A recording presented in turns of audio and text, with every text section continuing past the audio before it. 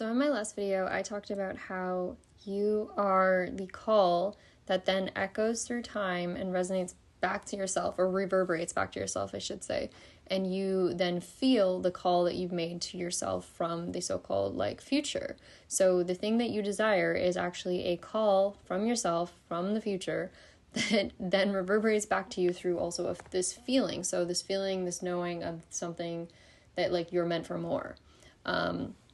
And anyways, in talking about that, something else that I also wanted to mention in this video is that you don't need to push so hard to become something or try to force an emotion, force the becoming, force the affirmations, whatever.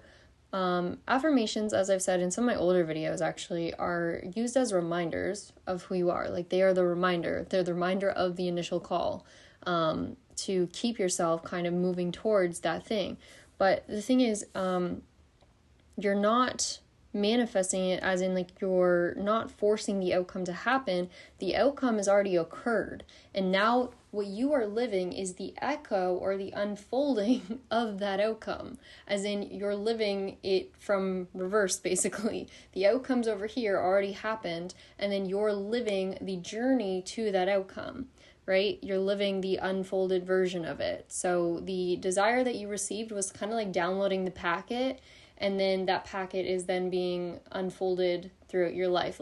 You're experiencing the long version of it, the journey to the outcome, because that's actually the point of life, is to live the journey, not just live the outcome. Because if you were to only live the outcome, that would be like just having the thought, because the moment you had a thought, that was the entire experience. That was the reality. It was just so rolled up, tightly bound that you didn't even know that it happened. That's why people talk about, like I said in my last video, your life flashing before your eyes, because that's really what's happening. Your whole life, that whole journey just flashed before your eyes right there. That was the affirmation. That was the desire that you received. But now you're going to live it. And this is why you don't need to worry so much about trying to do the right thing. Is this what I'm supposed to be doing? Whatever. Because the journey is going to take you there. If you just trust that the outcome's already finished, the journey will just naturally take you there. And if ever you feel lost, just remind yourself. Remind yourself of where you're going. The affirmation is your direction. It's like the compass, right? It's like you're just saying it to remind yourself of where you're going. That's all it is. It's not to force something to happen in this moment. It's just to keep redirecting you back to where you know you're already going. It's a reminder. Even in the movie Lucy, she kisses that guy in the movie, and then he's like, I don't know what I'm good for. And she's like, a reminder. You're a reminder. That's what she says. That's what you do. You touch the thing again in the future to remind yourself of the feeling, to reignite something in you again, to remind you of where you're headed.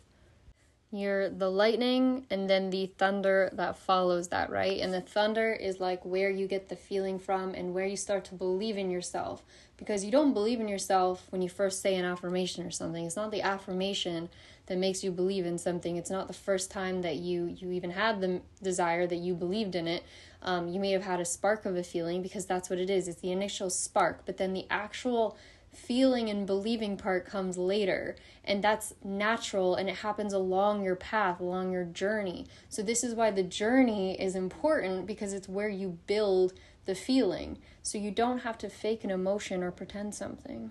You're allowed to feel everything that you need to feel that comes along after saying that affirmation or after having that initial desire, because that is part of the journey. That's part of the process that's going to get you to that outcome eventually. It's going to help you to become that version of yourself that you're moving towards or walking towards. Every single thing that happens in your life after that affirmation is you on the path. You're on the path. The path doesn't have to look like a straight, perfect line, because it's not.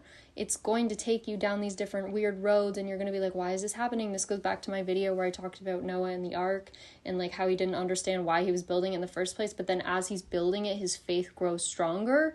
And that's the same for you.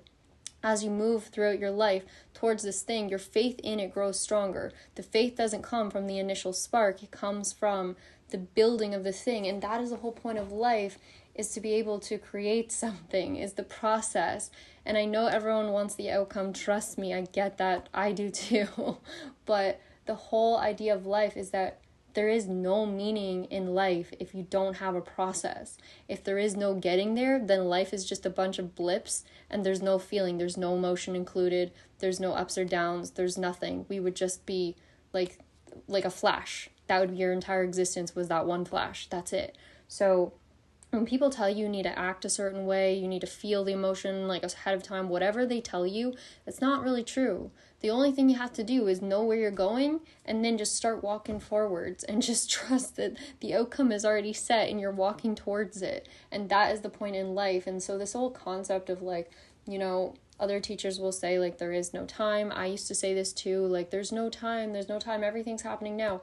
But the whole thing is that we live in the dimension, we live in this part of reality where there is time for a reason. Because even in the movie Lucy, again, she says that time is the thing that, I forget what the way she talks about it, but anyways, you know what I mean. She talks about the idea of how time is the only reason that we exist. Without it, like, there's no point to anything. You speed something up enough and it just doesn't exist. So like, we don't need to get rid of time. We don't need to force things to come faster, because that is just getting rid of life itself. The whole point is to enjoy the journey, and you're not supposed to be stressing the entire time either, which is why you're supposed to just know that your outcome is already finished and then you're just walking towards it. The cool part about it is like knowing the end of the movie ahead of time. I used to say this in my old videos too. You know the end of the movie already, so there's no point in being scared because you just know how it's going to turn out. Now all you do is you walk towards it, and you let whatever feelings come as you're walking towards it come out. You let whatever happens happen. Like, you just keep walking forwards knowing that that is where you're going. And I just feel like this is just such a better way of looking at manifestation than having it be like instant manifestation. Because if anyone tells you that there's instant manifestation, either they're talking about very small, simple things, or they're talking about literally just you getting a thought, because that's your instant manifestation. That's your instant manifestation right there, is just the thought. That is it. If you want a life, if you want to actually live, then you gotta allow your manifestation time to unfold. The space in between is where life happens. Life doesn't happen in the affirming. Life happens in that space, that gap that you give it, so that things can actually be born. That's where the flowers bloom. That's where, you know, the feeling comes from. That's when you feel proud of yourself. That's when you feel love. That's when you feel excitement and joy and passion and all these beautiful things. And without that space in between, you could never feel that. And I know that it's hard, and I know that sometimes it's easy to say this, but it's harder to deal with it. But that's just life for you. And my mom said it one time too. After I used to spend all this time affirming, my mom said to me, like, you know, with the whole idea of robotic affirming, it's very much like life has to be linear, life has to be this way. But my mom said life is messy. She was like, and that's life for you. Like, life is just messy. And I'm like, that's the truth, right? Like, life wasn't meant to be perfect. It wasn't meant to be this blank canvas with perfect drawn black lines on it or something that's just like, you know, like computer generated or something like that. Like, it's meant to be colorful and all over the place and abstract and wild, and that's what makes it exciting, right? So anyways, just, I guess I don't really know where I'm going with this video, but I just wanted to share this idea, the idea that don't be afraid of things taking time, because in taking time, it means that they're real, it means that they're meaningful, and it means that they're going to be lasting. And nothing worth having happens quickly. Let's just say that. We all know that. Nothing worth truly having happens just like instant. And if it does seem to happen instantly, then likely that person went through a whole lot before it happened overnight. A lot of the time, these overnight successes have years of someone going through emotional turmoil and all this other stuff to even get to that point. So nothing worth having really comes easily.